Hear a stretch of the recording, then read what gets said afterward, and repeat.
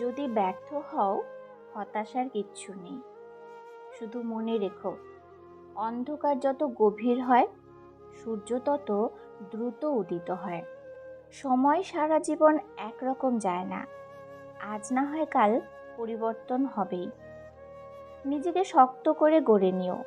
এই শহরে খারাপ পরিস্থিতিতে কেউ পাশে থাকে না।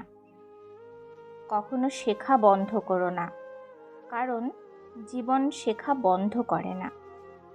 আপনাকে হতাশ করার জন্য মানুষকে দোষারোপ করবেন না। তাদের জন্য অনেক বেশি আশা করার জন্য নিজেকে দোষারোপ করুন। মাঝে মাঝে তোমাকে একা বসতে হবে। পৃথিবীর কথা ভুলে গিয়ে নিজের জন্য একটু সময় নিতে হবে। উন্নতি চাইলে এই একটি জিনিস লুকিয়ে রাখুন। চাণক্য বলেছেন, সাফল্য আসবেই। একজন মানুষ যদি জীবনে এগিয়ে যেতে চায় এবং অনেক উন্নতি করতে চায়, তবে তার কখনোই ভুল করা উচিত নয়। আচার্য চাণক্য বলেছেন যে কেউ যদি এই ভুল করে, তবে তার নিজের কাছের লোকেরাও তার উন্নতিতে বাধা হয়ে দাঁড়াতে পারে। যে কোনো ব্যক্তির কখনোই তার লক্ষ্য সম্পর্কে কাউকে বলা উচিত নয়।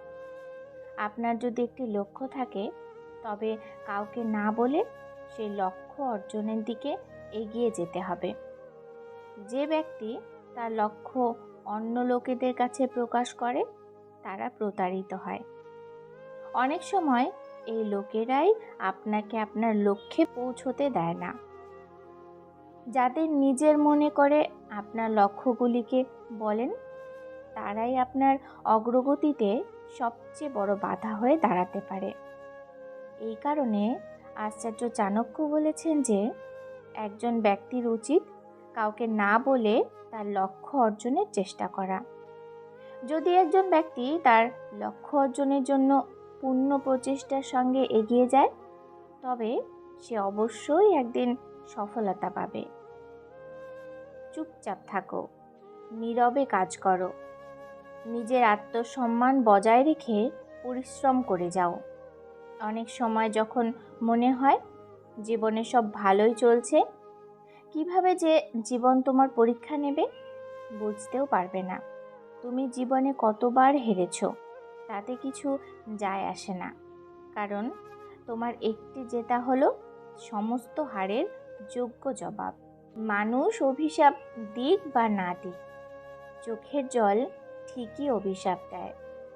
অন্যায়ভাবে কাউকে ঠকানোর প্রতিশোধ একদিন প্রকৃতি ঠিকই নেয়। বিনা দোষে কাউকে কাঁদালে তুমিও একদিন কাঁদবে। মনে রেখো সে কথা। প্রকৃতি ভুলে না কারো ঋণ। গোলাকার এই পৃথিবীতে ঘুরে ফিরে ফিরে আসে সব। যা করবে তাই পাবে। লাভের চিন্তায় বিভোর হয়ে ভাবলেই তো না পাপের পাল্লা ভারী করছো, দেখেও দেখলে না। টাকা পয়সা গাড়ি বাড়ি পড়ে রবে সব, অথচ এসবের জন্যই এত ঠকানো ও কলরব। ভিডিওটি এই পর্যন্তই। যদি ভিডিওটি ভালো লাগে, লাইক কমেন্ট করুন আর চ্যানেলটি সাবস্ক্রাইব করে বেল আইকন বাজিয়ে দিন। ধন্যবাদ।